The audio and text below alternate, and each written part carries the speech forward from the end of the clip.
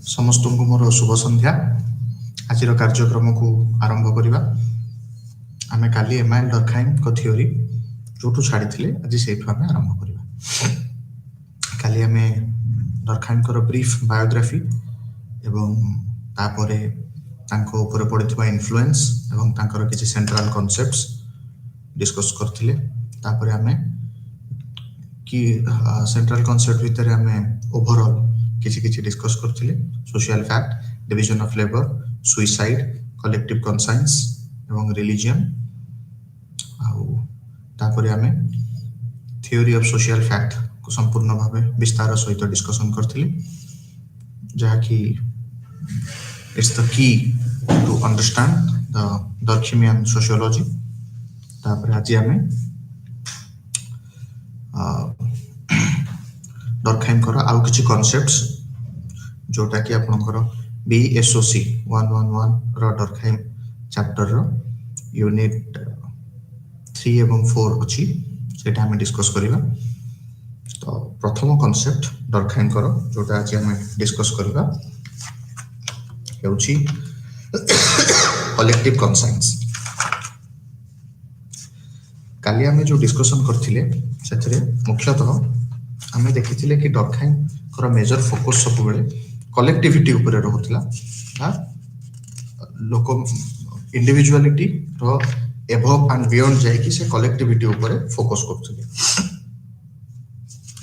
तो सेही कलेक्टिविटी रे हमें आज देखिबा गोटे कांसेप्ट जोटा डर्खाइम कहिसंती कलेक्टिव कन्साइंस। डर्खाइम कलेक्टिव कन्साइंस को डिफाइन करिसंती तांको भाषा रे it's the totality of beliefs and sentiment common to average citizens of same society forms a determinate system which has its own life. One may call it collective or common conscience. तो डर्खाइम को मतरे कन्साइंस हेउछि एक चेतना जोटा कि साधारण भाव रे गोटे समाज रो प्रायतः समस्त लोक कॉमनली विश्वास करथांती। डर्खाइम आउट के रिफाइन करे को कहिसंती the body of beliefs and sentiment common to average members of society is known as collective conscience. तो डर्खाइम को मतरे यही कलेक्टिव कन्साइंस समाज रो साधारण लोक माने निज मध्य रे शेयर करथांती। आमे एक उदाहरण नै कि एक भलो भाबे रे बुझी परिबा। आमे जेपरि कि डर्खाइम को मतरे प्रिमिटिव सोसाइटी बा आदिम सभ्यता रो मानव माने तांको मध्य रे थिबा कलेक्टिव कन्साइंस बहुत अधिक स्ट्रांग थिला एवं मॉडर्न सोसाइटी रे कलेक्टिव कन्साइंस अपेक्षाकृत भाबे दुर्बल अछि। तो डर्खाइम को मतरे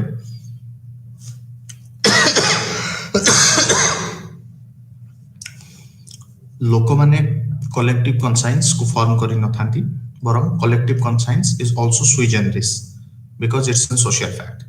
ये निजो को निजे तैयारी करता है, जेपरि सोसाइटी सुई जनरिस सेपरि कलेक्टिव कन्साइंस मध्ये सुई जनरिस।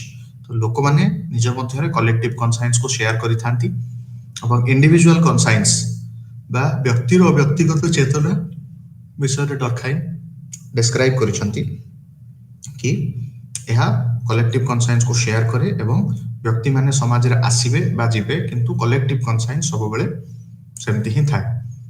तो सेति पय जदिओ सेठारे किछि परिवर्तन घटे, किंतु व्यक्तिगत स्तर रे एक व्यक्ति केवल चाहिए कलेक्टिव कन्साइंस रे परिवर्तन घटे नहीं, किंतु कलेक्टिव कन्साइंस व्यक्तिर जीवन उपर गभीर प्रभाव पकाई थाए एवं अनेक परिवर्तन को आनी थाए। उदाहरण देकी बुझिबा, जदि हमें रिलीजियस कोड को गोटे कलेक्टिव कन्साइंस भाव रे नौछे, फॉर एग्जांपल रिलीजन गोटे सोशल फैक्ट। तो हमर जो बिलीव अछि अनेकर आम कलेक्टिव कन्साइंस कहूँ कि जो दिन शिव मंदिर जाइकी आमे गोटे चढ़ावा चढ़ौचे कि गुरुवार दिन आज माणबसा गुरुवार अच्छी, तो ये दिन लक्ष्मी पुराण पाठ होची। तो ये जिनसटा को आम पूर्ववर्ती पीढ़ी मध्य करुथिले, आमे एबे करूचे, आम परवर्ती पीढ़ी मध्य करूचंती। तो एटा शो करूची कि कलेक्टिव कन्साइंस लोक मानकर जेमती थिला सेमती अछि। जदि के करूनी तो ताकू ता घरु विभिन्न प्रकार रो आमे कहि परिबा गाली सुनिया को पडुची मां मानक ठारू बा घर लोक माने विरक्त होउछंती। तो सेति पय आमे देखिबा कि इंडिविजुअल माने तांकर परिवर्तन सहित बा इंडिविजुअल बदलिवा सहित कलेक्टिव कन्साइंस रे कोनोसी परिवर्तन होय ना। तापरे हमें डर्कहाइम कर आउ गोटे थ्योरी को आउ गोटे कांसेप्ट को आसीबा जोटा डर्कहाइम कहउछंती कलेक्टिव रिप्रेजेंटेशन। कलेक्टिव रिप्रेजेंटेशन को सी निजर बुक सुइसाइड 1897 रे डिफाइन करचंती essentially social life is made of representation. So collective representation is the essentially social life which is made of representation. बा जतबेला हम सोशल लाइफ को किछि वस्तु बा किछि चिन्ह रिप्रेजेंट करथाय हमें ताको कलेक्टिव रिप्रेजेंटेशन भाबरे जानि थाउ। कलेक्टिव कन्साइंस टर्म डर्कहाइम जतबेले देइथिले एटा गोटे मोर और लेस एब्स्ट्रैक्ट टर्म थिला, ता माने ताको बुझिबा को साधारण लोक मानको कष्ट हेउतिला। तो सेथि पई ताको आउ टिके लोक मानको पाखे सहज रे पहुंचाइबा पई डर्कहाइम एही नुवा कांसेप्ट देइथिले जहाको कि हमें collective representation. Durkheim used this term to refer both collective concept and social force. तो एहा फल रे डर्कहाइम उभय कलेक्टिविटी ऊपर फोकस करिसंती एवं ता सहित डर्कहाइम एही थ्योरी रे किपरि समाज मनुष्य ऊपर एक प्रेशर पकाउछि ताकू मध्य से डिस्क्राइब करिसंती। एहार उदाहरण स्वरूप डर्कहाइम देखाइछंती जेपरि कि रिलीजियस सिंबल हला, किछि मिथ हला, किछि लेजेंड हला, किछि स्टोरीज हला जोटा कि लोक मानको कलेक्टिवली लोक माने समूह भाबरे जोथरे विश्वास रखंती एवं ताहा लोक मानको समूह को प्रतिनिधित्व करे। जेपरि हमें देखि परिबा कि पुराना राजा राजोड़ा शासन मानकरे से माने एक राज्यर एक पताका व्यवहार करथिले। से पताकाटी सूर्यवंशी राजा माने जेपरि कि हमें मेवार राजवंश कहि परिबा से माने एक सूर्य लाल पताका रे सूर्य को चिन्ह रखुथिले। तो एटा को कहा जाउथला एहा आमे एक एग्जांपल भाबरे नै परिबा कि कलेक्टिव रिप्रेजेंटेशन रो माने मेवार स्टेट को सही पताकाटी रिप्रेजेंट करूछि। सही परि जदि हमें मॉडर्न सोसाइटी को आसीबा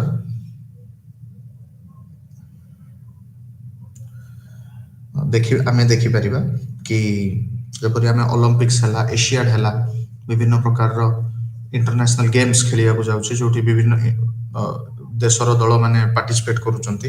सेठारे हमें देखिबा कि नेशनल टीम रो सब डिफरेंट कलर्स रहउछि। जो कलर से माने ड्रेस पिंदुचंती ता डिफरेंट रहउछि किंबा जो देशर पताका को से माने यूज करूचंती।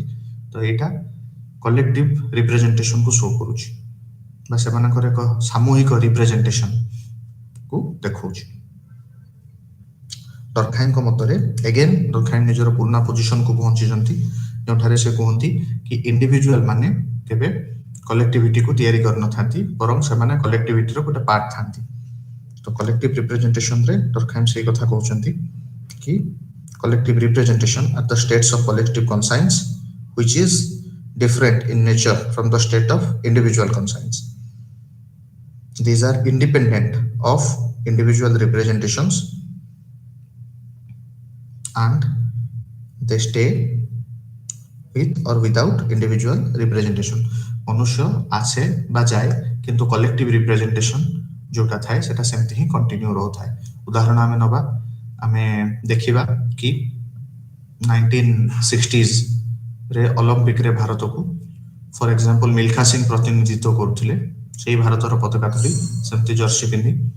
तापरे जदि हमें देखिबा 1996 कि 2000 से समय लिएंडर पेस, महेश भूपति एमाने ओलंपिक रे भारत को रिप्रेजेंट करथिले।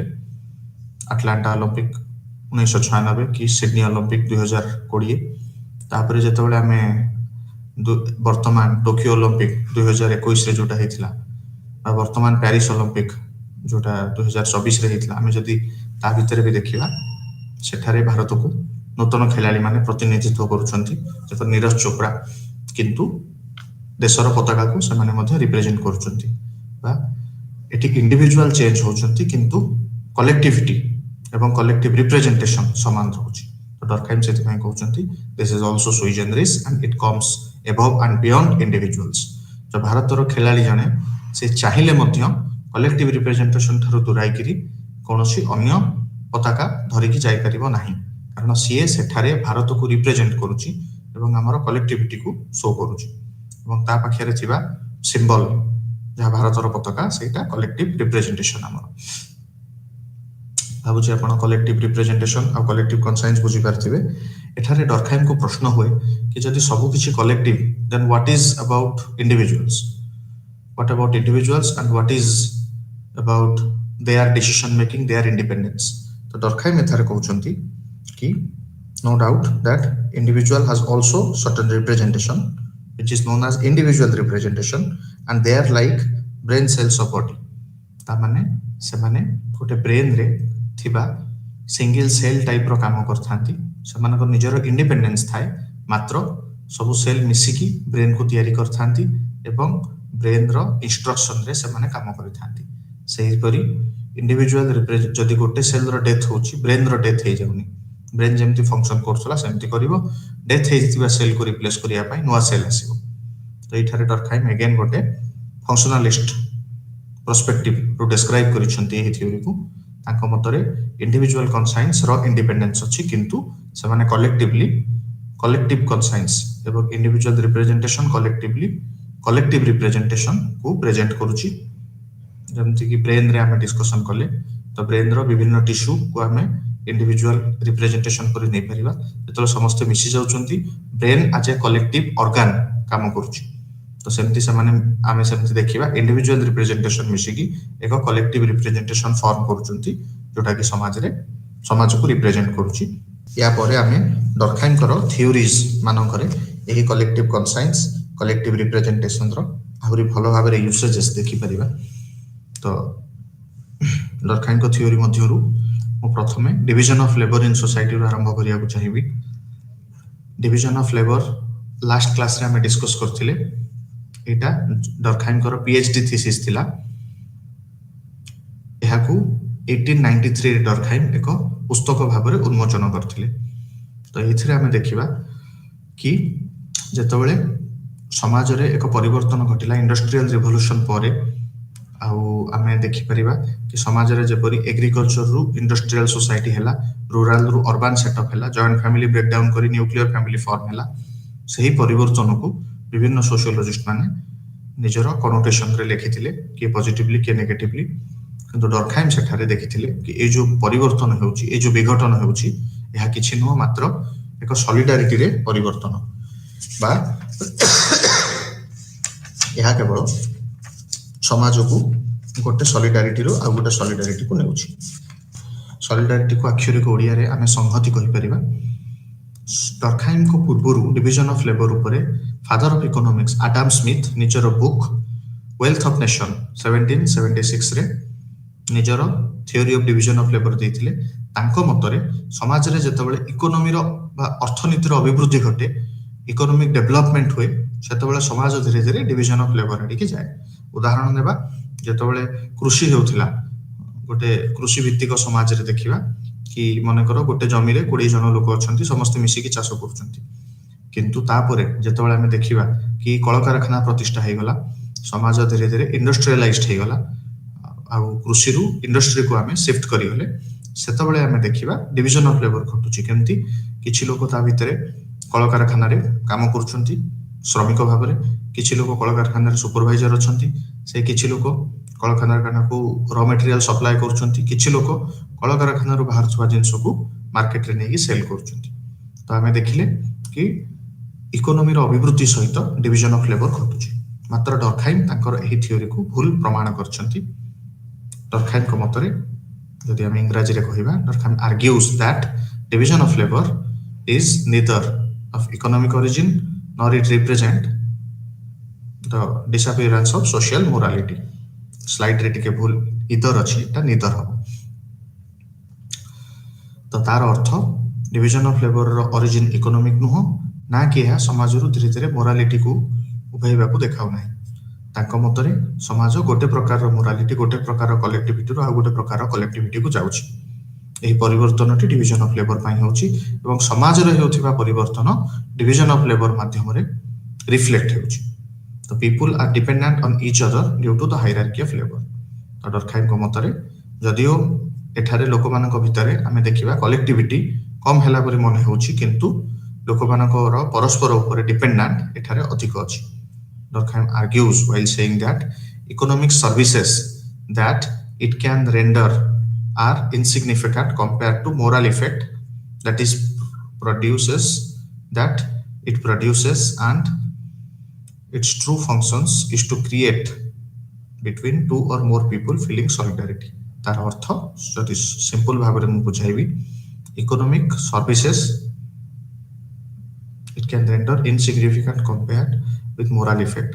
तो आमे जदि देखिबा कि मोरल इफेक्ट रे अत्यधिक परिवर्तन घटु नाही, ता छडा समाज रे लोक मानकु नै कि एक सॉलिडारिटी सृष्टि होछि। तो जहा कि डिवीजन ऑफ लेबर रो प्रकृत फंक्शन। तो डिवीजन ऑफ लेबर रो फंक्शन होछि समाज रे एक सॉलिडारिटी बा एकता बा एक संहति सृष्टि करिबा, एवं एही संहति सामना रे इकोनॉमिक सर्विस रो अधिक यथार्थता नाही, बा इकोनॉमी तार एक पार्ट हे पारे, किंतु ओवरऑल जो डिवीजन ऑफ लेबर होछि तार मुख्य कॉज होछि to generate the feeling of solidarity in the society. तापर हम आसीबा डर्कहाइम करो the concept of solidarity, social solidarity. Durkheim को मतरे Durkheim was interested how the society held together and how its members see themselves as a part of that whole।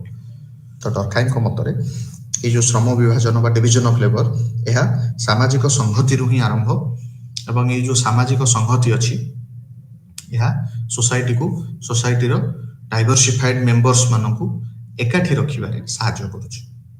तो एबे हमें देखिबा कि Durkheim दुई प्रकार रो सॉलिडारिटी कथा कहचंती। प्रथम हेउछि मेकानिकल सॉलिडारिटी, द्वितीय हेउछि ऑर्गेनिक सॉलिडारिटी। मेकानिकल सॉलिडारिटी को हमें ओडिया रे यांत्रिक संहति कहि परिबा, ऑर्गेनिक सॉलिडारिटी को हमें जैविक संहति बोली कहि परिबा। Mechanical solidarity, the bond among the people is that they are all engaged in similar activities and have similar responsibilities। It has more collective conscience, strong system of common belief characterizes mechanical solidarity in primitive society। तार अर्थ एही solidarity रे लोक माने एक bond सृष्टि करथांती किपरि एपरि से माने एक similar activity रे एंगेज रहिथांती, सिमिलर रिस्पांसिबिलिटी एका प्रकार रो काम करथांती समाज रे, एवं एका प्रकार रो दायित्व नैथांती। तो एही जो एका काम करिबा बा एका दायित्व नबा सेमानक मध्य रे एक एकता भाव सृष्टि करिथाय। एही समानता रु ही सेमानकर एकता आसी थाए। Durkheim को मतरे एही मेकानिकल सॉलिडारिटी बा यांत्रिक संहति आदिम समाज ट्रेडिशनल सोसाइटी बा परंपरागत समाज रे देखा जाय थाए, एवं एहार परिवर्तन फल रे जेतबेले एहार अपोजिट रे Durkheim आउ एक सॉलिडारिटी विषय रे डिस्क्राइब करचंती, जाको कि हमें ऑर्गेनिक सॉलिडारिटी बोली कहिथाउ, बा ओडिया रे को ट्रांसलेट करले हमें जैविक संहति बोली कहि परिबा। Durkheim कहउचंती ऑर्गेनिक सॉलिडारिटी रे differences among the people hold them together by the fact that all have different tasks and responsibilities। Organic solidarity have weak collective conscience। ता मतरे Durkheim को मतरे यह एक असमानता, यह लोकमानक मध्यरे थिबा असमानता, असमंजस्यता एवं विभेदता उपरे प्रतिष्ठित श्रम विभाजन अभिवृद्धि फल रे एही डिविजन टी समाज रे आसी थाए। एथिरे मेकानिकल सॉलिडारिटी बा यांत्रिक संहति परि सदस्य मानक मध्यरे सादृश्यता तथा समानता परिलब्ध होई न थाए। एठारे लोकमानक चिंताधारा, आवेग, मूल्यबोध आदि परस्पर टारु भिन्न थाए। लोकमानक मध्यरे जो सामूहिक चेतना बा कलेक्टिव कॉन्शियस हम कहूचे ताहा कंपैरेटिवली वीक देखा जाए organic solidarity, but still they are together. काहे कि समान एकाठी अछंती हम डिस्कशन करिबा। गोटे लाइन रे कहिया को बोले जदियो सेमानक मध्यरे विभिन्नता रहिछि, किंतु ए विभिन्नता मध्यरे मध्य सेमाने परस्पर ऊपर डिपेंडेंट एवं गोटे एकक कार्यर विभिन्न पार्ट को सेमाने फंक्शन करूछंती, ଏବଂ ଇଣ୍ଟିଗ୍ରାଲି ସେମାନେ ଏକାଠି ଅଛନ୍ତି। ସେମାନେ ଯୋଉ କାମ କରୁଛନ୍ତି ସେଟା ଅଲଗା ହେଲେ ମଧ୍ୟ ସେ କାମ ପରସ୍ପର ସହିତ ଜଡ଼ିତ ଏବଂ ଏକାଠି ସେ କାମ ସମାଜକୁ ଆଗକୁ ନେଇଥାଏ। ତ ଯୋଉଟା ଆମେ କହିପାରିବା କି people R dependent here on the hierarchy of labour. ଆମେ ଯଦି ଆନ୍ଥୋନି ଗିଡେନ୍ସ ରାଇଟିଂସ୍ को पढ़िबा ସିଏ ଡରଖାଇମ୍ କହି ଥିଓରିର ଚାରିଟା डायमेंशन ଉପରେ फोकस करछन्ती। प्रथमटे हेउची volume. Volume refers to the number of people who share the collective conscience। तो जो लोक माने कलेक्टिव कॉन्साइंस को शेयर करंती सेटा होची समानकर वॉल्यूम। तापर आसीबा intensity, how deeply individual feels about collective conscience. तो लोक माने कलेक्टिव कॉन्साइंस को नेकी कोन अनुभव करि थांती बा केते दूर कलेक्टिव कॉन्साइंस सहित जडित थांती सेटा होची समानकर इंटेंसिटी। तापर आसीबा हम रिजिडिटी को। रिजिडिटी कहले हम बुझू कि how clearly collective conscience is defined। तापर हम आसीबा कंटेंट को। कंटेंट हेउची the form that the collective conscience takes in the bipolarity। तो यार अर्थ समाज रे collective conscience को फॉर्म रे अछि बा collective conscience रो कंटेंट कोन समाज रे। तो जदि ए चारिटा वे रे हम देखिबा हमें कंपेयर करि परिबा दुईटी ग्रुप को, दुईटी सॉलिडारिटी को, दुईटी संहति को। यदि हमें मेकानिकल सॉलिडारिटी देखिबा बा यांत्रिक संहति एठारे volume collective conscience rho volume सब बेले अधिक थाए। तार कारण होची एठारे जनसंख्या अधिक एवं समग्र समाज गोटे प्रकार कलेक्टिव कॉन्साइंस रे बिलीव रखे, सेति में एठारे वॉल्यूम अधिक थाए। सॉरी, एठारे एंटायर सोसाइटी समाज रो वॉल्यूम को शेयर करि थांती। किंतु जदि हमें नंबर ऑफ पॉपुलेशन देखिबा देन ऑर्गेनिक सोसाइटी रे अधिक आसीबो। तापर हमें देखिबा इंटेंसिटी। इंटेंसिटी हमें डिफाइन करथिले how deeply individual feels about collective conscience. तो केते डीपली केते अधिक भाव रे इंडिविजुअल ता कलेक्टिव कॉन्साइंस सहित जडित। तो एथारे हमें इजीली जानि परिबा कि यांत्रिक संहति बा मेकानिकल सॉलिडारिटी रे कलेक्टिव कॉन्साइंस रो इंटेंसिटी बहुत अधिक थाए। तापर हमें देखिबा आउ ऑर्गेनिक सॉलिडारिटी रे इंटेंसिटी बहुत कम थाए। तो लोक माने बहुत कम जिंस को नेकी सेमानक मध्य मिनिमम कोऑर्डिनेशन रही थाए। आउ किंतु जदि मेकानिकल सॉलिडारिटी देखिबा सेठारे इंटेंसिटी बहुत अधिक थाए। तापर हमें रिजिडिटी देखिबा। रिजिडिटी हेउची how clearly collective conscience is defined. केते भलो भाव रे कलेक्टिव कॉन्साइंस को लोक माने डिफाइन करचंती बा विश्लेषण करचंती। तो सेथरा हमें देखिबा मेकानिकल सॉलिडारिटी रे कलेक्टिव कॉन्साइंस अधिक रिजिडली डिस्क्राइब हेथाय एवं ऑर्गेनिक सॉलिडारिटी रे कलेक्टिव कॉन्साइंस कम रिजिडली डिस्क्राइब हेथाय बा कलेक्टिव कॉन्साइंस रो डेफिनेशन एब्स्ट्रैक्ट रही थाय। ऑर्गेनिक सॉलिडारिटी रे एब्स्ट्रैक्ट रहिबा पई लोक माने निज निजर वे रे कलेक्टिव कॉन्साइंस को इंटरप्रेट करि पारंती। तापर हमें देखिबा कंटेंट को बा कलेक्टिव कॉन्साइंस मध्य रे कोन विषय वस्तु रहिछि। हमें जदि मेकानिकल सॉलिडारिटी रे देखिबा तेबे हमें पाइबा कि कलेक्टिव कॉन्साइंस रो विषय वस्तु मुख्यतः धार्मिक रही थाए बा रिलीजियस कंटेंट रे कलेक्टिव कॉन्साइंस तैयारी होई थाए। किंतु जदि हमें को कंपेयर करिबा ऑर्गेनिक सोसाइटी सहित, ऑर्गेनिक सॉलिडारिटी सहित बा जैविक संहति सहित, तेबे हमें पाइबा एठारे मोराल इंडिविजुअलिज्म ऊपर बेसी फोकस दिया जाए। यार कारण बहुत सरल। एठारे विभिन्न धर्मर लोक मान रही थांती। तो रिलीजियस कंटेंट समस्तक पई समान रही न थाए। किंतु जदि मोरालिटी विषय रे कहिबा देन सब रिलीजियन भितरे थिबा कमनालिटी को मोरालिटी भाव रे एठारे लोक माने मानि थांती। किंबा वर्तमान आमे जेमती वर्तमान डिबेट्स एंड डिस्कोर्स रे आमे कहूचे कॉन्स्टिट्यूशनल मोरालिटी बा संवैधानिक मूल्यबोध, एटा सब लोक शेयर कर थांती। एवं किछि यूनिवर्सल मोरालिटी अछि जोटा विश्व रे समस्त जेमती फॉर एग्जांपल अन्य को सहाय्य करिबा, गरीब को खाइबा दवा, गोटे भोकिला लोक को खाइबा दवा, तापरे साहसी हवा, असुविधा समय रे जनक सहित ठिया हवा। तो एही सब मूल्यबोध को समस्त समाज रो लोक प्राय तो मानि थांती। ସେଥିପାଇଁ ଅର୍ଗାନିକ ସଲିଡାରିଟିର କଣ୍ଟେଣ୍ଟରେ ଏହିପରି ମୋରାଲିଟି ଏବଂ ମୋରାଲ ଇଣ୍ଡିଭିଜୁଆଲିଜମ ଅଧିକ ରହିଥାଏ, କିନ୍ତୁ ମେକାନିକାଲ ସଲିଡାରିଟିର କଣ୍ଟେଣ୍ଟରେ ମୋଷ୍ଟଲି ଏଟା ରିଲିଜିୟସ୍ ରହିଥାଏ ବା ଧାର୍ମିକ ବିଷୟବସ୍ତୁକୁ ନେଇକି ମେକାନିକାଲ ସଲିଡାରିଟି ବା ଯାନ୍ତ୍ରିକ ସଂହତି ତିଆରି। ଚାରିଟା ଡାଇମେନସନ ଅଫ କଲେକ୍ଟିଭ କନସାଇନ୍ସ ହେଇଗଲା। ଏବେ ଆମେ ଆସିବା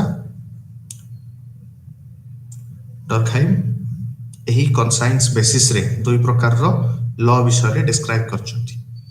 ଗୋଟେ ହେଉଛି ରିପ୍ରେସିଭ ଲ, ଗୋଟେ ହେଉଛି ରେଷ୍ଟିଚ୍ୟୁଟିଭ ଲ। ମେକାନିକାଲ ରିପ୍ରେସିଭ ଲ ମୁଖ୍ୟତଃ ଓଡ଼ିଆରେ ଆମେ ତାକୁ ଦମନମୂଳକ ଆଇନ କହିପାରିବା ଏବଂ ରେଷ୍ଟିଚ୍ୟୁଟିଭ ଲକୁ ଆମେ ଓଡ଼ିଆରେ ପୁନଃସ୍ଥାପନାମୂଳକ ବା ଏକ ରିଫର୍ମେଟିଭ ଆଇନ ବା ପୁନଃସ୍ଥାପନାମୂଳକ ଆଇନ କହିପାରିବା। ଡର୍କହାଇମଙ୍କ ମତରେ ଯେତେବେଳେ ଆମେ ଯାନ୍ତ୍ରିକ ସଂହତି ମଧ୍ୟରେ ରହିଥାଉ, ଯେଉଁ ସୋସାଇଟିରେ ମେକାନିକାଲ ସଲିଡାରିଟି ଅଛି ସେହି ସୋସାଇଟିରେ ମୁଖ୍ୟତଃ ରିପ୍ରେସିଭ ଲ ପ୍ରାକ୍ଟିସ ହୋଇଥାଏ। The society with mechanical solidarity follows repressive law because they tend to believe very strongly in common morality. Any offense against their shared value is likely to be of significant for them. ଏହାର ଅର୍ଥ ଯେହେତୁ ଏହି ସମାଜରେ ଲୋକମାନଙ୍କ ମଧ୍ୟରେ strong କମନାଲିଟି ରହିଥାଏ, ଗୋଟେ common morality ସବୁ ଲୋକ ଫଲୋ କରିଥାନ୍ତି ଏବଂ ଆମେ ଯେମିତି ଡିସ୍କସ କରିଥିଲେ କି କଲେକ୍ଟିଭ କନସାଇନ୍ସ ର ଇଣ୍ଟେନ୍ସିଟି ରିଜିଡିଟି ଏଠାରେ ବହୁତ ଅଧିକ ରହିଥାଏ। ତ ଏହି ସମାଜରେ ଯେତେବେଳେ କୌଣସି ପ୍ରକାର ନିୟମ ଭଙ୍ଗ ହୋଇଥାଏ, people feel that collective conscience got injured ବା କଲେକ୍ଟିଭ କନସାଇନ୍ସ ଆହତ ହୋଇଥାଏ। ଏହି ସମୟରେ ଏହି ଆହତ ହୋଇଥିବା ସାମୂହିକ ଚେତନାକୁ ଠିକ କରିବା ପାଇଁ ସମାଜରେ ମୁଖ୍ୟତଃ ରିପ୍ରେସିଭ ଲ ବା ଦମନମୂଳକ ଆଇନର ଆବଶ୍ୟକତା ପଡ଼ିଥାଏ। ଉଦାହରଣ ନେବା, ଯେଉଁ ଗୋଟେ ଆନ୍ସିଏଣ୍ଟ ସୋସାଇଟିରେ ଦେଖିବା, ଚୋରି ସମାଜର ମୋରାଲିଟିର ବିରୋଧ କୁ ଯାଇଥାଏ ଏବଂ ଯେତେବେଳେ ଗୋଟେ ଲୋକ ଚୋରି କରେ ତ ଲୋକମାନେ ଭାବନ୍ତି କି ସମାଜର ଯେଉଁ କମନ ମୋରାଲିଟି ଅଛି, ଯେଉଁ ଚେତନା ଅଛି, ତାହାକୁ ଏଇଟା ଭଙ୍ଗ କରୁଛି। ଲୋକମାନଙ୍କ ସାମୂହିକ ଚେତନା ଆଘାତ ପ୍ରାପ୍ତ ହୋଇଥାଏ। ତାକୁ ଠିକ କରିବା ପାଇଁ କ'ଣ କରାଯାଏ କି ଚୋରର ହାତ କାଟି ଦିଅନ୍ତି। ସେମିତି ଆମେ ଦେଖିବା, ଯଦି ମେକାନିକାଲ ସଲିଡାରିଟି ଥିବା ଯେକୌଣସି ରାଷ୍ଟ୍ରରେ ଯଦି ଗୋଟେ ରେପ୍ କେସ୍ ହେଉଛି, ଦେନ୍ ଲୋକମାନଙ୍କର କଲେକ୍ଟିଭ କନସାଇନ୍ସ ବା ସାମୂହିକ ଚେତନା, ସମାଜରେ ରହିଥିବା ସାମୂହିକ ଚେତନା ଆହତ ହୋଇଥାଏ ଏବଂ ଏହାକୁ ଠିକ କରିବା ପାଇଁ ସେମାନେ ଦମନମୂଳକ ପଦକ୍ଷେପ, ଯେମିତିକି ଆମେ କି ମ୍ୟୁଟିଲେଟ୍ କରିବା ବା ଯେଉଁ ରେପିଷ୍ଟର ଯୌନାଙ୍ଗ କାଟିଦେବା କିମ୍ବା ତାକୁ ଫାଶୀ ଦେବା, ଏହି ପ୍ରକାରର କଠୋର ନିୟମ ଏହି ସମାଜରେ ପ୍ରଣୟନ ହୋଇଥାଏ। କିନ୍ତୁ ଯଦି ଆମେ ତା କମ୍ପାରିଜନରେ ଗୋଟେ ମଡର୍ନ ସୋସାଇଟି ଦେଖିବା, ଯେଉଁଠାରେ ଅର୍ଗାନିକ ସଲିଡାରିଟି ରହିଛି ବା ଜୈବିକ ସଂହତି ରହିଛି, ସେହି ସମାଜରେ ଆମେ ଜାଣିପାରିବା କି ସେଠାରେ ରେଷ୍ଟିଚ୍ୟୁଟିଭ ଲ ପ୍ରାକ୍ଟିସ ହୁଏ। ଡର୍କହାଇମଙ୍କ ମତରେ society with organic solidarity follows restitutive law. In such societies, crime is said to be committed against individual rather than the moral system or belief. ଏହାର ଅର୍ଥ ଏହି ସମାଜରେ ଯେତେବେଳେ କିଛି କ୍ରାଇମ ହୁଏ, ଆମେ ତାକୁ ଭାବିଥାଉ କି କ୍ରାଇମଟି ସେ ପର୍ଟିକୁଲାର ଇଣ୍ଡିଭିଜୁଆଲ ବା ବ୍ୟକ୍ତି ବିରୋଧରେ ହେଇଛି, ନା କି ସମାଜର ମୋରାଲ ସିଷ୍ଟମ ବା ନୈତିକ ମୂଲ୍ୟବୋଧକୁ କୌଣସି ଆଘାତ ପହଞ୍ଚାଇଛି। ଆମେ ସେଇ ଜାଗାରେ ଦେଖୁ, ଆଉ ଗୋଟେ ଅଧିକ କହିବି ଏ ବିଷୟରେ, ମଡର୍ନ ସୋସାଇଟି ଯେଉଁଠି ଅର୍ଗାନିକ ସଲିଡାରିଟି ପ୍ରାକ୍ଟିସ ହୁଏ, ଯେଉଁଠି ଥାଏ, ଯେଉଁଠି ରେଷ୍ଟିଚ୍ୟୁଟିଭ ଲ ପ୍ରାକ୍ଟିସ ହୁଏ, ସେଠି ଆମେ ଦେଖିବା କି ଯେତେବେଳେ ଏଇ ସେମ୍ ଏକ୍ସାମ୍ପଲ ନେବା, ଯେତେବେଳେ ଗୋଟେ ଲୋକ ରେପ୍ କରୁଛି, ସେତେବେଳେ ଗୋଟେ ରେପ୍ର କନଭିକ୍ଟକୁ ସବୁବେଳେ ତାକୁ ଦମନମୂଳକ ପଦକ୍ଷେପ ନ ଦେଇ ତାକୁ ସୁଧାରିବା ଉପରେ ପଦକ୍ଷେପ ଦିଆଯାଏ। ପ୍ରଥମେ ତାକୁ ସାଇକୋଲୋଜିକାଲ କାଉନସିଲିଂ କରାଯାଏ, କେମିତି ଷ୍ଟେପ୍ ସେ ନେଲା କ'ଣ ପାଇଁ, ତାପରେ ଦେଖାଯାଏ କି ତା ପାଷ୍ଟରେ ତା ସହିତ ସେମିତି କ'ଣ ଘଟିଛି, ସେ କେତେବେଳେ ଏମିତି କାହାର ଶିକାର ହେଇଛି ବା ତା ସହିତ କିଛି ଖରାପ ଘଟିଛି, ତ ତା ହିସାବରେ ତାକୁ କାଉନସିଲିଂ କରାଯାଏ, ତାକୁ ସୁଧାର ଗୃହ ପଠାଯାଏ। ସୁଧାର ଗୃହରେ ତାକୁ ସମାଜ ଠାରୁ କିଛି ସମୟ ପାଇଁ ଦୂରେଇ ରଖାଯାଏ, ଯେଉଁଠାରେ ସିଏ କନଷ୍ଟ୍ରକ୍ଟିଭ ଆକ୍ଟିଭିଟିଜରେ ଏନଗେଜ ହୁଏ ଏବଂ ସମୟ ସହିତ ସେ ନିଜକୁ ରିଫର୍ମ କରେ ଏବଂ ପୁନଃସ୍ଥାପନାମୂଳକ ଆଇନ ଏହାକୁ କୁହାଯାଏ। ଏବଂ ଏହି ଆଇନ ଫଳରେ କ'ଣ ହେଉଛି, ଯେଉଁ ଲୋକ କଲେକ୍ଟିଭ କନସାଇନ୍ସରୁ ଦୂରେଇ ଯାଇଛି ଆମେ ସେଥିରେ ଷ୍ଟେପ୍ ନେଉ କି ତାକୁ କେମିତି କଲେକ୍ଟିଭ କନସାଇନ୍ସ ପାଖକୁ ଫେରେଇ ଆଣିବା ପାଇଁ। ଯିଏ ଫର ଏକ୍ସାମ୍ପଲ ଯୋଉ ଲୋକଟି କ୍ରାଇମ କଲା ସେ ପ୍ରଥମେ ସେ ଇଣ୍ଡିଭିଜୁଆଲର ବିରୋଧରେ କ୍ରାଇମ କରିଛି ନା କି ସମାଜ ବିରୋଧରେ। ଦୁଇ, ସେ ସମାଜର ସାମୂହିକ ଚେତନା ଠାରୁ ଦୂରେଇ ଯାଇଛି ସେଥିପାଇଁ ସେ କ୍ରାଇମ କରିଛି। ଯଦି ସେ ସମାଜର ସାମୂହିକ ଚେତନାକୁ ସେୟାର କରୁଥାନ୍ତା ତେବେ ସେ କେବେ କ୍ରାଇମ କରିନଥାନ୍ତା। ତ ଯେହେତୁ ସେ ସମାଜର ସାମୂହିକ ଚେତନାରୁ ଦୂରେଇ ଯାଇଛି ତାକୁ ସେହି ସମାଜର ସାମୂହିକ ଚେତନାକୁ ଫେରେଇ ଆଣିବା ପାଇଁ ତାକୁ ବିଭିନ୍ନ ପ୍ରକାର ରେଷ୍ଟିଚ୍ୟୁଟିଭ ଲ ପ୍ରାକ୍ଟିସ କରାଯାଏ ବା ତାକୁ କେମିତି ରିଫର୍ମ କରାଯାଇ ପାରିବ ତା ଉପରେ ଜୋର ଦିଆଯାଏ। ତ ଏହା ହେଉଛି ଦୁଇ ପ୍ରକାର ସଲିଡାରିଟି ଏବଂ ସେଠାରେ ପ୍ରାକ୍ଟିସ ହେଉଥିବା ଦୁଇ ପ୍ରକାର ଲ। ଏବେ ଯେତେବେଳେ ଡର୍ଖାଇମ୍ ଡିଭିଜନ ଅଫ ଲେବର ବିଷୟରେ କହିଛନ୍ତି ସେ ଦୁଇ ପ୍ରକାର ଆବନର୍ମାଲ ଡିଭିଜନ ଅଫ ଲେବର ବିଷୟରେ ମଧ୍ୟ ଡିସ୍କସ କରିଛନ୍ତି। ଆବନର୍ମାଲ ଡିଭିଜନ ଅଫ ଲେବର କହିଲେ ଆମେ ବୁଝିଥାଉ ଅସ୍ୱାଭାବିକ ଶ୍ରମ ବିଭାଜନ। ଡର୍ଖାଇମ୍‌ଙ୍କ ମତରେ ସବୁବେଳେ ସମାଜରେ ଶ୍ରମ ବିଭାଜନ ଠିକ ଭାବରେ ହୋଇନଥାଏ। ତ ଡର୍ଖାଇମ୍ ଜଣେ ଫଙ୍କସନାଲିଷ୍ଟ ହେଲେ ମଧ୍ୟ ସମାଜରେ ରହିଥିବା ଏହି ଡିସଫଙ୍କସନକୁ ସିଏ ଉଜାଗର କରିଛନ୍ତି ଏବଂ ନିଜର ଫଙ୍କସନାଲିଷ୍ଟ ପର୍ସପେକ୍ଟିଭ ସତ୍ତ୍ୱେ despite of his functional perspective he has able to highlight the abnormal division of labor which is present in our society। ତ ଏହି ଅସ୍ୱାଭାବିକ ଶ୍ରମ ବିଭାଜନ ମଧ୍ୟରେ ମୁଖ୍ୟତଃ ଦୁଇ ପ୍ରକାରର ଶ୍ରମ ବିଭାଜନ ଆସୁଛି। ପ୍ରଥମଟି ହେଲା ଆନୋମିକ ଡିଭିଜନ ଅଫ ଲେବର, ଯାହାକୁ କି ଆମେ ଓଡ଼ିଆରେ ଅପ୍ରୀତିମାନୀୟ ଶ୍ରମ ବିଭାଜନ କହିପାରିବା। ବିଶେଷତଃ ଯେତେବେଳେ ଗୋଟେ ସମାଜ ମେକାନିକ ସଲିଡାରିଟିରୁ ଅର୍ଗାନିକ ସଲିଡାରିଟିକୁ ସିଫ୍ଟ ହେଉଛି, ପରିବର୍ତ୍ତନ ହେଉଛି, ସେହି ସମୟରେ ସେହି ସମାଜରେ ବିଭିନ୍ନ ପ୍ରକାରର ପରିବର୍ତ୍ତନ ବହୁତ ଜଲ୍ଦି ଆସିଥାଏ ଏବଂ ଏହିଠି ଯେତେବେଳେ ସମାଜ ଧୀରେ ଧୀରେ ବଢ଼ୁଛି ସେତେବେଳେ ବହୁତ ସଡନଲି ସମାଜରେ ଗଭୀର ପରିବର୍ତ୍ତନ ଆସିଥାଏ।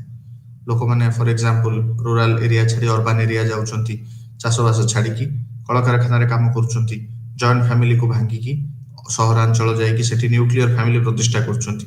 ତ ଏ ସବୁ ଜିନିଷ ସମାଜରେ ଗୋଟେ ରାପିଡ ଚେଞ୍ଜ ଆଣିଥାଏ। ସେହି ରାପିଡ ଚେଞ୍ଜରେ ବେଳେବେଳେ ଦେଖାଯାଏ କି ସମାଜ ଏକ ନୀତି ନିୟମ ବିହୀନତା, ଆଇନ ବିହୀନତା ସ୍ଥିତିକୁ ପଳାଏ। ଏଠାରେ ସମାଜର ରେଗୁଲେସନ ସମାଜର ବ୍ୟକ୍ତି ବା ମେମ୍ବର ମାନଙ୍କ ପ୍ରତି ବହୁତ ଦୁର୍ବଳ ହୋଇଯାଇଥାଏ। ସେହି ୱିକ୍ ରେଗୁଲେସନ ସମୟରେ ସମାଜରେ ଏକ ଆନୋମିକ ଡିଭିଜନ ଅଫ ଲେବର ଏଷ୍ଟାବ୍ଲିଶ ହୋଇଥାଏ। ଏହି ସମୟରେ ସମାଜରେ ମୂଲ୍ୟବୋଧ ବା ମୋରାଲିଟିର ଏକ ଅବକ୍ଷୟ ଘଟିଥାଏ। ଏହି ସମୟରେ ଲୋକମାନେ ଏନଗେଜ ହେଉଥିବା ଶ୍ରମ ବିଭାଜନକୁ ଆମେ ଆନୋମିକ ଡିଭିଜନ ଅଫ ଲେବର ବୋଲି କହିପାରିବା। ତାପରେ ଦ୍ୱିତୀୟରେ ଡର୍ଖାଇମ୍ ଡେସ୍କ୍ରାଇବ କରିଛନ୍ତି ଫୋର୍ସଡ ଡିଭିଜନ ଅଫ ଲେବର, ଯାହାକି ଏକ ପ୍ରକାରର ପାଥୋଲୋଜିକାଲ ଡିଭିଜନ ଅଫ ଲେବର। ତ ଫୋର୍ସ ଡିଭିଜନ ଅଫ ଲେବରରେ ଡର୍ଖାଇମ୍ କହୁଛନ୍ତି ଏଠାରେ ପାଥୋଲୋଜିକାଲ ଅଛି, ଆପଣ ଫୋର୍ସଡ ଡିଭିଜନ ଅଫ ଲେବର ବା ବଳପୂର୍ବକ ଡିଭିଜନ ଅଫ ଲେବର, ଏହା ମଧ୍ୟ ଏକ ପ୍ରକାର ପାଥୋଲୋଜିକାଲ ଡିଭିଜନ ଅଫ ଲେବର। ଯେତେବେଳେ ଆମେ କାଲି ଡିସ୍କସନ କରିଥିଲେ ନର୍ମାଲ ଆଉ ପାଥୋଲୋଜିକାଲ ଭିତରେ ଡିଫରେନ୍ସିଏସନ, ତ ସେଇଟାର ଏଇଟା ହେଉଛି ଆଉ ଗୋଟେ ଷ୍ଟେପ ଆଗକୁ ଆମେ ଯିବା। ଏଥିରେ କ'ଣ ହୁଏ କି ଏଇଟା ମୋଷ୍ଟଲି ଆନ୍ସିଏଣ୍ଟ ସୋସାଇଟିରେ ଦେଖାଯାଏ। ଗୋଟେ ଲୋକକୁ ଡିଭିଜନ ଅଫ ଲେବରରେ କର୍ମ ଦେବା ପାଇଁ ତାର କୁଶଳତା ଉପରେ ଫୋକସ କରାଯାଇନଥାଏ। ସମାଜର ଯୋଉ ଶ୍ରମ ବିଭାଜନ ଅଛି ସେଇ ଶ୍ରମ ବିଭାଜନ ଲୋକମାନଙ୍କ ଜନ୍ମ ବେସିସରେ ହୋଇପାରେ ବା ଅନ୍ୟ କୌଣସି ବେସିସରେ ଏକ ବ୍ୟକ୍ତିର ଇଚ୍ଛା ବିରୋଧରେ, ତାର କୌଶଳର ବିରୋଧରେ ତାକୁ ଯେତେବେଳେ ଶ୍ରମ ବିଭାଜନ ପାଇଁ ବାଧ୍ୟ କରାଯାଏ ସେହି ଶ୍ରମ ବିଭାଜନକୁ ଆମେ mostly force division of labour ବୋଲି କହିଥାଉ। ତ ଡର୍ଖାଇମ୍‌ଙ୍କ ମତରେ ଯେତେବେଳେ ସୋସାଇଟିରେ ମେକାନିକାଲ ସଲିଡାରିଟିରୁ ଅର୍ଗାନିକ ସଲିଡାରିଟି ଏଷ୍ଟାବ୍ଲିଶ ହେଇଯିବ ସେ ସମୟରେ ଏହି ପ୍ରକାରର ଆବନର୍ମାଲ ଡିଭିଜନ ଅଫ ଲେବର ବା ଅସ୍ୱାଭାବିକ ଶ୍ରମ ବିଭାଜନ ଧୀରେ ଧୀରେ ସ୍ୱାଭାବିକ ହେବାରେ ଲାଗିବ ଏବଂ ସମ୍ପୂର୍ଣ୍ଣ ବିକଶିତ ସମାଜରେ ଡିଭିଜନ ଅଫ ଲେବର ସବୁବେଳେ ସ୍ୱାଭାବିକ ରହିବ। ତାପରେ ଡର୍ଖାଇମ୍ ନିଜର ଥିଓରି ଅଫ ରିଲିଜିଅନରେ ଆଉ ଥରେ କଲେକ୍ଟିଭ ରିପ୍ରେଜେଣ୍ଟେସନକୁ ଡେସ୍କ୍ରାଇବ କରିଛନ୍ତି। ରେମଣ୍ଡ ଆରନ୍ ଆଉ ଜଣେ ଫେମସ ସୋସିଓଲୋଜିଷ୍ଟ, ତାଙ୍କ ମତରେ elementary forms of religious life ଯୋଉ ବହିଟି ଡର୍ଖାଇମ୍ 1912 ମସିହାରେ ଲେଖିଥିଲେ ତାହା ତାଙ୍କ ଜୀବନର ସବୁଠାରୁ ପ୍ରୋଫାଉଣ୍ଡ ପୁସ୍ତକ। ଏହି ପୁସ୍ତକରେ ଡର୍ଖାଇମ୍ ସୋସିଓଲୋଜି ଅଫ ରିଲିଜିଅନ୍ ଏବଂ ଥିଓରି ଅଫ ନଲେଜ ଉପରେ ଫୋକସ କରିଥିଲେ।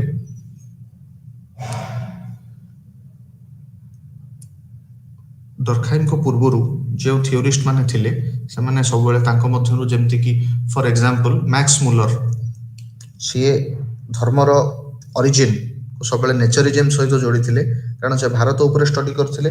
ତ ଭାରତରେ ବୈଦିକ ହିନ୍ଦୁ ଧର୍ମର ଆରମ୍ଭ ପ୍ରକୃତି ପୂଜାରୁ ହୋଇଥିଲା ଏବଂ ଯେପରିକି ଆମେ ଫର ଏକ୍ସାମ୍ପଲ ସମୁଦ୍ରକୁ ପୂଜା କରୁଛେ, ତ ସମୁଦ୍ର କିଛି ସମୟ ପରେ ପର୍ସନିଫାଏ ହେଇ ବରୁଣ ଦେବ ହେଇଥିଲା ଏବଂ ଆମେ ତାକୁ ବରୁଣ ଦେବ ହିସାବରେ ସ୍ମୃତି ଲେଖୁଥିଲେ, ତାଙ୍କ ପାଇଁ ସ୍ମୃତି ଲେଖୁଥିଲେ।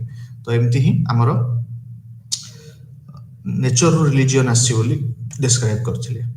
ଏବଂ ଆଉ କିଛି ଅଛନ୍ତି ଯେପରିକି ଇଭି ଟେଲର, ତାପରେ ହର୍ବର୍ଟ ସ୍ପେନ୍ସର, ଏମାନେ ଆନିମିଜମ୍ ଥିଓରିରେ ବିଲିଭ୍ କରୁଥିଲେ। ତାଙ୍କ ମତରେ ଆତ୍ମାର ପୂଜାରୁ ହିଁ ଧର୍ମର ଆରମ୍ଭ ହୋଇଛି। ଲୋକମାନେ ଆତ୍ମା, ନିଜ ପୂର୍ବପୁରୁଷ, ସେମାନଙ୍କ ଆତ୍ମାକୁ ପୂଜା କରିବାରୁ ହିଁ ଧର୍ମକୁ ଆରମ୍ଭ କରିଥିଲେ। ମାତ୍ର ଡର୍ଖାଇମ୍ ଏସବୁ ଥିଓରିକୁ ଭୁଲ ବୋଲି ପ୍ରମାଣ କରୁଛନ୍ତି। ତାଙ୍କ ମତରେ ଧର୍ମ ମଧ୍ୟ ହେଉଛି ଏକ କଲେକ୍ଟିଭ ରିପ୍ରେଜେଣ୍ଟେସନ ଏବଂ ଡର୍ଖାଇମ୍‌ଙ୍କ ମତରେ କି ଧର୍ମ ନାମରେ ସୋସାଇଟି ନିଜକୁ ସିମ୍ବୋଲିକାଲି ଏକ୍ସପ୍ରେସ୍ କରିଥାଏ ଏବଂ ଏହା actually nothing but collective expression of collective conscience and it's a collective representation, it's an example of collective representation. ତ ଏଠାରେ ଡର୍ଖାଇମ୍ ଅରୁନ୍ଥା ଟ୍ରାଇବକୁ ଷ୍ଟଡି କରିଥିଲେ, ଯୋଉ ଟ୍ରାଇବର ଧାର୍ମିକ ବିଶ୍ୱାସକୁ ଡର୍ଖାଇମ୍ ଟୋଟେମିଜମ୍ ନାମରେ ଡେସ୍କ୍ରାଇବ୍ କରିଛନ୍ତି।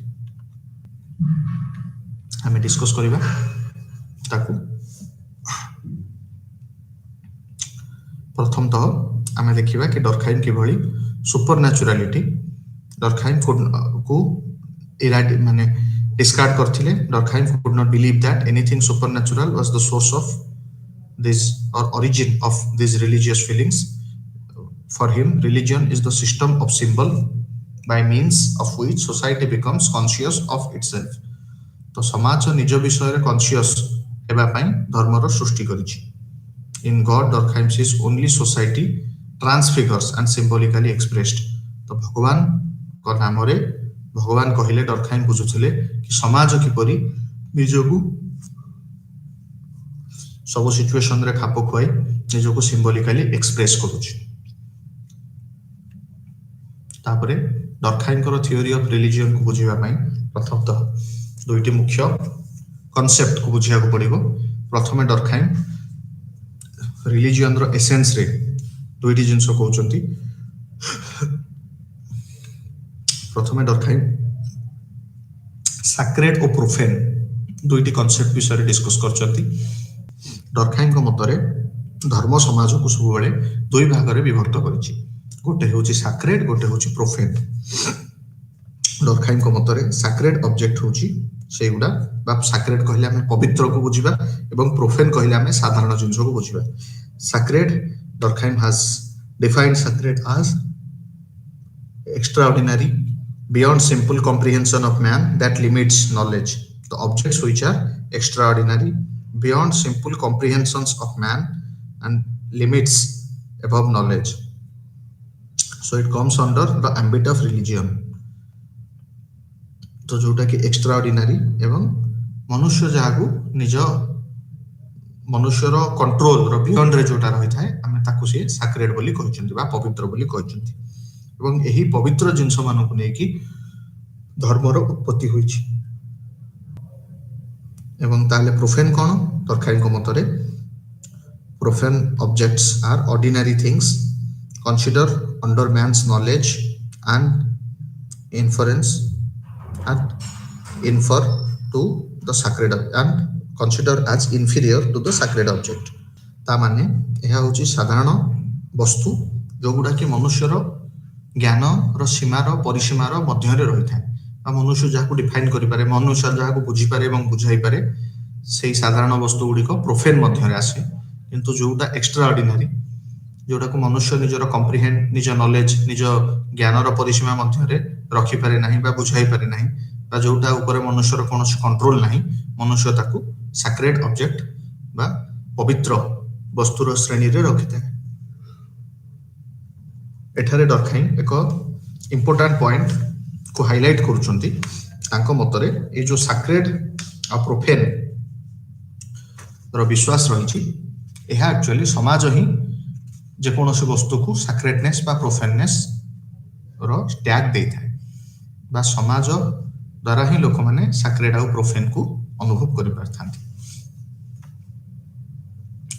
ताको मतरे गोटे उदाहरण नौछु बुझी पारिबे आपण माने कि आम समाज रे जदि गोटे पत्थर शालिग्राम फेज रे अछि शालिग्राम पत्थर गोटे मिलुची सेटा गोटे साधारण पत्थर हेले मध्य जेहेतु धार्मिक मान्यता या सहित जोड़ा होकर रही आम ताको पूजा करुचे सम्मान करुचे एवं घरे आनिकी पवित्रतार सहित रखुचे तो यहाँ सैक्रेडनेस प्राप्त करुचे।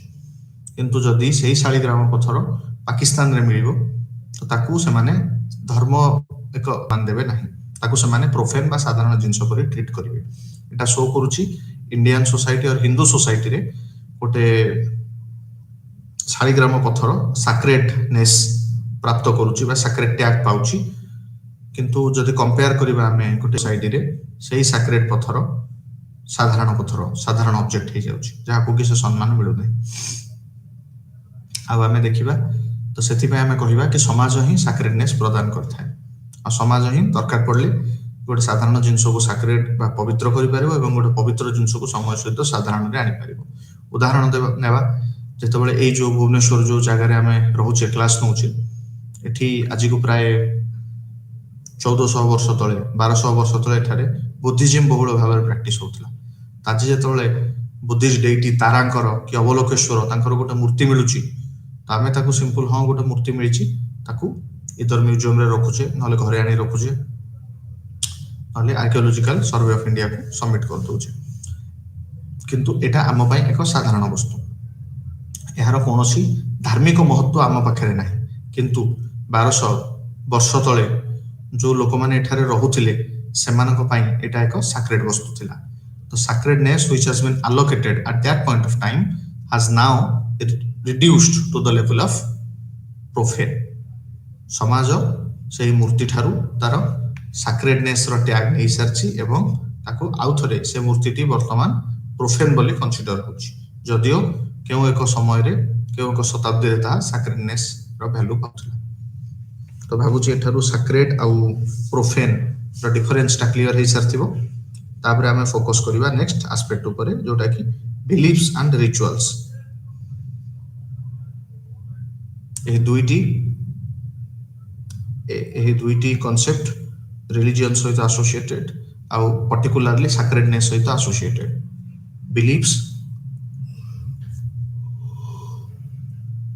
Beliefs are the representations which express the nature of sacred things and relation which they sustain either with each other or with the profane things, whereas religious rituals are the rules of conduct which prescribe how a man should comfort himself in the presence of these sacred objects। तो सरल भाषा रे कहिया को बोले beliefs T हेउची विश्वास यह sacred object रो nature ऊपर बा तार लक्षण तार गुण ऊपर हमर विश्वास को रिप्रेजेंट करथाय।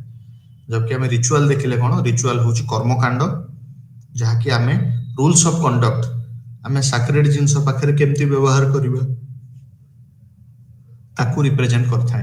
पुराना एग्जांपल को आउथरे जिबा जदि गोटे पत्थर मिलुची हमें ताकू शालिग्राम पत्थर बोली काई मानुचे जेतोळे हमें ता भितरे गोटे चक्रर चिन्ह देखुचे जदिओ सेटा फसिल रु तयारी हेची किंतु स्टिल जदि हमें सेथरे गोटे चक्रर चिन्ह देखुचे आमे संगे संग आम बिलीफ कोन कहूची एठी बिलीव आसुची एठी आम विश्वास आसुची धार्मिक विश्वास जोटा कहूची कि एटा सुदर्शन चक्र रो रिप्रेजेंटेशन सेति में ए पत्थरटा विष्णु को रिप्रेजेंट करे। विष्णु को रिप्रेजेंट करिबा itself is a belief. Shaligram पत्थर विष्णु को रिप्रेजेंट करूची। तापर आसीबा रिलीजियस रिचुअल्स जेतेबेले शालिग्राम पत्थर हमें पाइले तो ताकू चंदन दबा तुलसी माला दबा तुलसी रे पूजा करिबा धूप देबा ता सामने रे विष्णु सहस्र नाम बोलिबा तो ये सब हूँ आम रिचुअल बा कर्मकांड this are the rules of conduct आईटा ही आमको प्रेस्क्राइब करे how we should comfort ourself in the presence of this objects in the presence of this shaligram एठारे जदि आम एग्जांपल नहीं कि बुझिबा rituals and beliefs are important to Durkheim's theory of religion because they connect representations of social to individual तो समाज रे कोन चलछि ता सहित इंडिविजुअल रो कनेक्शन टाकू रिचुअल और बिलीफ समाज रे डिस्क्राइब करथांती individual learns the sacred and profane through rituals in community तो जो कर्मकांड रहउछि एटा ही समाज रे एवं या सहित विश्वास मध्य जहा रहिछि एटा ही समाज रे सैक्रेड पवित्र एवं प्रोफेन बा साधारण रो डिफरेंस टाकू उजागर करथाय टोटेमिज्म ओडिया रे हम ताकू टोटेमवाद बोली कहि परिबा बा टोटेम को जदि आहुरी अक्षरिक ओडिया रे ट्रांसलेट करिबा देन टोटेम रो अर्थ हेउछि एक कुलर चिन्ह तो जो डरखाइम जेतबेले रिलीजन ऊपर स्टडी करथिले से अरुंथा ट्राइब को जाके स्टडी करथिले तो सेठारे से टोटेमिज्म को पाइथिले तांको भाषा रे totemism is a primitive religious system in which certain things particularly animal और plant is considered as sacred and emblem of the clan clan एठारे होची कुल बा एक जेमति हमें परिवार कहूचे परिवार ठू अधिक हेले बड़ हेले सेटा को हमें कुल कहूचे ताठू बड़ हेले हमें वंश कहूचे ठीक अछि तो एटा को हमें कुलर एक परिचय एक चिन्ह होची क्लान सॉरी कुल बा क्लान रो एक परिचय बा एक चिन्ह होची टोटेम तो टोटेम को सेति में हमें कुल चिन्ह बोली कहि परथाउ आ एवं एही रिलीजियस थ्योरी को हमें कुल चिन्हवाद बोली ओडिया रे ट्रांसलेट करी कहि परिबा so totems are material representation of non material forces that is society Durkheim को भाषा रे समाज को रिप्रेजेंट करिवा पई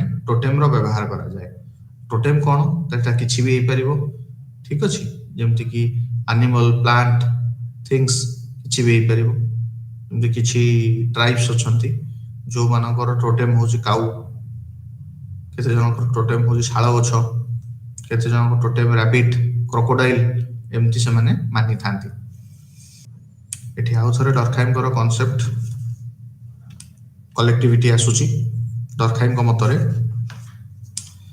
ए जो टोटेम जहा भी रहिची एटा केवल एक प्लांट की एनिमल की गोटे पर्सनालिटी नुहे बरং एहा समाज उपर गोटे कलेक्टिव मोरालिटी नैतिकतार एकता को शो करि थाए कारण एटा को अगेन सब लोग किछि किछि विश्वास रखि थांती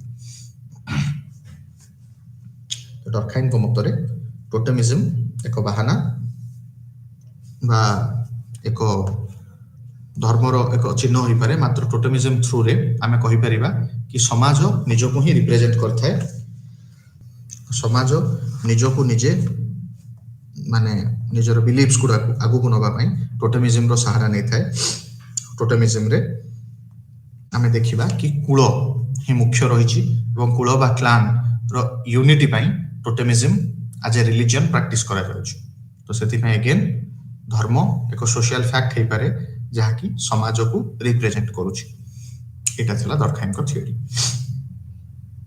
एटा को किछि सोशियोलॉजिस्ट क्रिटिसाइज मध्य करचंती समान को मध्य रे मुख्यतः प्रथमे आउ जने फील्ड वर्क करथिबा सोशियोलॉजिस्ट और एंथ्रोपोलॉजिस्ट ब्राउनिश मालिनस्की असंती मालिनस्की को मतरे किछि ट्राइब अछंती जो मानकर डिफरेंट काइंड ऑफ टोटेम जो माने प्रैक्टिस करथांती personal totem sexual totem clan totem etcetera तो आमे केबे कहि परिबानी कि टोटेमिज्म कहिले गोटे संपूर्ण क्लान रो रिप्रेजेंटेशन एवं आउ किछि सोशियोलॉजिस्ट कहिया को चाहउचंती कि टोटेम हेउची धर्म रो एक पार्ट ना कि संपूर्ण भाबे धर्म तो टोटेमिज्म जो बिलीव अछि सेटा होची संपूर्ण धार्मिक विश्वास रो गोटे छोटो पार्ट किंतु सेमानको धार्मिक विश्वास देखिले सेटा टोटेमिज्म थारु बहुत बड़ आसे आउ किछि सोशियोलॉजिस्ट जेपरि कि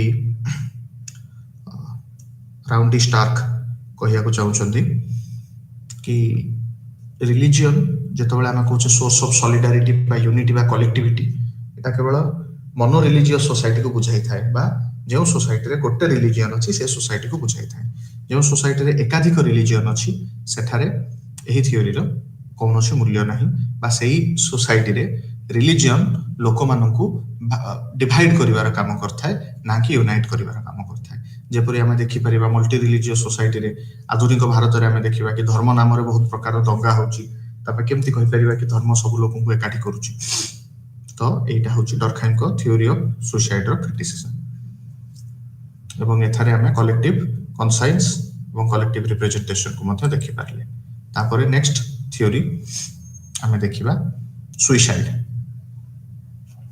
यहा डरखाइम को एक रोचक थ्योरी एही थ्योरी रे डरखाइम फैक्ट उपरे स्टैटिस्टिक्स उपरे बेसी व्यवहार करथिले गुरुत्व आरोप करथिले Durkheim's theory of suicide is a pragmatic example of connecting theory and research तो निजरो थ्योरी को फील्ड वर्क बा रिसर्च जरिया रे डरखाइम एठारे प्रकाश करथिले एवं एहा 1897 रे एही डरखाइम को मैग्नम ओपस बा एक कालजयी रचना भाबरे एहा प्रकाश पाइथिला डरखाइम सुसाइड को पढ़िबार मुख्य कारण थिला अवेलेबिलिटी ऑफ डेटा जो डेटा से समय रे अवेलेबल थिला ताको नेकी से पढ़थिले second to prove the power of new science of sociology जेमति मु लास्ट क्लास रे कहथिली कि as an positivist Durkheim has always the endeavor to provide scientific status to sociology and to prove the value of sociology in front of other sciences तो sociology समाज विज्ञान से समय नूतन करी आरंभ होइथिला तो समाज विज्ञान को प्रमाण करिवा पई समाज विज्ञान रो वैल्यू को प्रमाण करिया पई डरखाइम सुसाइड को एक बहुत बढ़िया सब्जेक्ट हिसाब रे बाछि थिले एठारे तांकर मुख्य कंसर्न थिला कि रेट ऑफ सुसाइड तो मृत्यु आत्महत्या रो हार समाज रे काहे कि परिवर्तन घटुची तो एहा को सॉल्व करिया पई सी आत्महत्या को एक सोशल फैक्ट हिसाब रे नैथिले ताको मतरे सुसाइड रेट एवं सेतरे वेरिएशन जानिया कहले we have to take two steps to compare different societies and to look at changes in societies over time Durkheim को थ्योरी ऑफ सुसाइड डरखाइम को पूर्वरु बहुत थ्योरिस्ट थिले जेपरि कि गैब्रिएल ट्रेट आमे कहि परिबा किछि साइकोलॉजिकल थ्योरिस्ट थिले किछि क्लाइमेट थ्योरिस्ट थिले जो माने कि विभिन्न प्रकार रो सुसाइड रो थ्योरी देथिले गैब्रिएल ट्रेट कहिथिले कि से इमिटेशन थ्योरी देथिले केतले समाज रे गोटे लोक सुसाइड करछि सेटा बहुत लोकन को इंस्पायर करछि सेही परिस्थिति देकी कला बेलको ताहार देखा देखि किछि लोक सुसाइड करछथि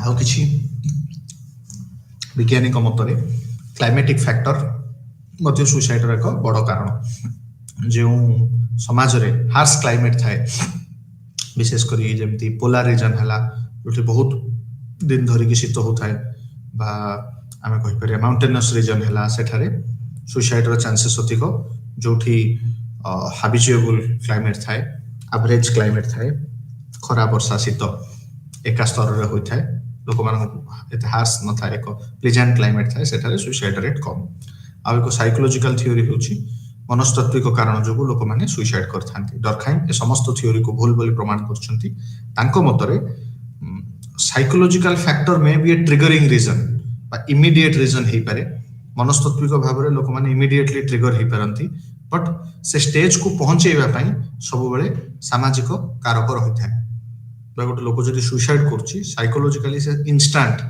रिएक्शन रे सुसाइड करि पारे बट से स्टेज रे पहुंचीबा पई विभिन्न सामाजिक कारण देखि चाहिए सुसाइड डिस्क्राइब करिया पई डरखाइम प्रथमे दुईटी सोशल करेंट को डिस्क्राइब करछन गोटे होची इंटीग्रेशन गोटे होची रेगुलेशन सोशल करेंट आमे आउथरे सोशल फैक्ट को रिवाइज करिबा डरखाइम को मतरे the social facts which do not represent themselves in crystallised form are called as social current बा जेउ सोशल फैक्ट संपूर्ण भाबरे एक क्रिस्टलाइज्ड फॉर्म बा एक प्रॉपर शेप नहीं नथिबो सही सोशल फैक्ट को हमें सोशल करेंट बोली कहि परिबा तो जदी हमें देखिबा ताहले जेहेतु एटा क्रिस्टलाइज्ड फॉर्म नहीं तो एटा mostly non material social fact रो पार्ट रे आसीबो So basically suicide is a non-material social fact which has yet to take uncrystallized form.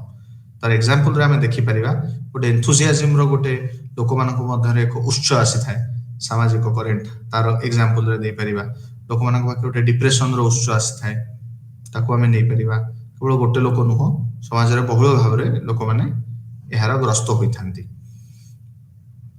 बा एहा द्वारा अफेक्ट होई थांती बा प्रभावित होई थांती डरखाइन को मतरे एही सोशल करेंट बाकी सब थ्योरी थारू बाकी सब सोशल फैक्ट थारू कम कंक्रीट बेसी एब्स्ट्रैक्ट रही थाए मैं ऑलरेडी डिस्कस करिछे तापरे एहार एक कोहेसिव पावर थाए लोक मानक ऊपर डरखाइन को मतरे एहा मध्य कलेक्टिविटी को इंडिकेट करथाए समाजर कलेक्टिविटी को एवं एही जो दुईटी सोशल करेंट आमे डिस्कशन कले इंटीग्रेशन एवं रेगुलेशन एही दुईटी करेंट रो मात्राधिक एवं मात्रा ह्रास को नेकी ही समाज रे सुसाइड देखा जाय थे डरखाइन को मतरे इंटीग्रेशन रो अर्थ degree to which individuals are attached to society एवं यह कंपैरिजन रे रेगुलेशन रो अर्थ degree to which external constraint are act upon individuals तो सुसाइड जदि हमें टाइप्स ऑफ सुसाइड आसीबा डरखाइन को मतरे जेतबेले इंटीग्रेशन समाज रे बहुत अधिक बढ़ी जाउची से समय रे लोक माने सुसाइड करिवा को प्रेफर करूचंती एवं सही परी समाज रे जेतबेले ए इंटीग्रेशन को डरखाइन एक एकीकरण मध्य कहिचंती जेतबेले समाज रे बहुत अधिक एकीकरण घटे लोक माने परस्पर पई जीवन दबा पई मध्य प्रस्तुत होई जाइथांती तो एहा को डरखाइन अति मात्रा रे एकीकरण बोली कहिचंती जहा को कि एक्सेसिव इंटीग्रेशन आमे कहि परिबा ता फल रे जो सुसाइड होय ताकू अल्ट्रुइस्टिक सुसाइड कहिचंती अल्ट्रुइस्टिक सुसाइड रो अक्षरिक अर्थ ओडिया रे हला परार्थवादी आत्महत्या एही स्टेज रे मनुष्य ग्रुप माने सुसाइड करथाय बा आमे उदाहरण नेले एटा भलो भाबरे बुझी हबो जेतबेले गोटे एठी उदाहरण नेछि जेतबेले गोटे किछि रिलीजियस फिगर कहार गोटे डेथ होची बा ताकू नै किछि प्रॉब्लम होची तांको प्रति थिबा आसक्ति पई तांको सपोर्टर माने सुसाइड करूचंती तो सेइटा को हमें कहि परिबा अल्ट्रुइस्टिक सुसाइड जेतबेले गोटे युद्ध रे गोटे सैनिक जानिछि कि शत्रुर कैंप को गले मोर मृत्युटी निश्चिंत किंतु देश प्रेम रे से शत्रु को मारिबा पई से कैंप को जाउची गुली खाई मरुची किछि शत्रु को मारुची एवं से सुसाइड को हमें अल्ट्रुइस्टिक सुसाइड कहि परिबा तापरे नेक्स्ट इगोइस्टिक सुसाइड जेतबेले समाज रे एकीकरण बहुत कमी जाए न्यून मात्रा को आसी जाए सेठारे जो सुसाइड हेता है ताको हमें अहंगवादी सुसाइड कहि थाउ बा इगोइस्टिक सुसाइड कहि थाउ एही सुसाइड रो उदाहरण रे हमें नै परिबा हिटलर जेतबेले समाज रे तांकर एकीकरण बा समाज सहित इंटीग्रेशन जेतबेले लोएस्ट फेज रे पहुंचिला जेतबेले से जानले कि हारिबाटा थयो आउ सोसाइटी सेमती इंटीग्रेट है कि नहीं सेतबेले समाज रो विच्युत होई कि से जो सुसाइड करथिले आमे ताकू अहंगवादी आत्महत्या बा इगोइस्टिक सुसाइड कहि परिबा तापरे समाज रो आउ एक सोशल करेंट जोटा को आमे नियम बोली कहउथिले रेगुलेशन जेतबेले रेगुलेशन को आमे डिफाइन करिबा the degree to which external constraint act upon individual is known as regulation तो रेगुलेशन बा नियम जेतबेले समाज रे बहुत कमी जाए सेतबेले लोक एनोमिक सुसाइड करते किछि समय तले हमें एनोमिक डिवीजन ऑफ लेबर पढिथिले तो तारो आउ एक शिफ्ट होची एनोमिक सुसाइड तो यार उदाहरण रे हमें देखि परिबा जेतबेले ग्रेट डिप्रेशन होची इकोनॉमिक डिप्रेशन सेतबेले किछि लोक समाज रो कट ऑफ हे कि सुसाइड कर दियंती बा किछि नीति रेगुलेशन रहे ना तारो आउ एक हमें कहि परिबा जेतबेले रेगुलेशन बहुत अधिक बढ़ी जाए सेतबेले मध्ये सुसाइड होय ताको हमें फैटालिस्टिक सुसाइड भाबरे कहि परिबा भाग्यवादी आत्महत्या कहि परिबा यार उदाहरण जेतबेले स्लेवरी चलथिला स्लेव माने एते काम पड़ जाय एते नीति नियम कटकणा तांको ऊपर पड़े से माने सुसाइड कर दियंती जेतबेले सती जेतबेले बहुत अधिक कटकणा पड़ जाय गोटे लेडी ऊपर सती हैला परे सुसाइड करती हमें आउ गोटे उदाहरण दे परिबा जेतबेले श्रमिक मानक ऊपर बहुत अधिक काम पड़ जाय से माने सुसाइड करती तो एहा थिला एवं डरखाइन को क्रिटिसाइज हमें ऑलरेडी करिचे आउ किछि क्रिटिसिज्म गोटे दुटी रहि गला जेपरि कि मुख्यतः डरखाइन तांकर समस्त थ्योरी को सोशियोसेंट्रिक अप्रोच रु डिस्कस करचंती इंडिविजुअल पॉइंट ऑफ व्यू को कंप्लीटली नेग्लेक्ट करचंती दुई सुसाइड रे जो स्टैटिस्टिक्स यूज करचंती ता मुख्यतः गवर्नमेंट स्टैटिस्टिक्स थिला सेति में ताको फॉल्टी स्टैटिस्टिक्स कहि परिबा बा government record original suicide Tharu अलगा होय थाय। Thank you. आज कार्यक्रम को एठारे समाप्त करा गला। सी यू इन नेक्स्ट क्लास।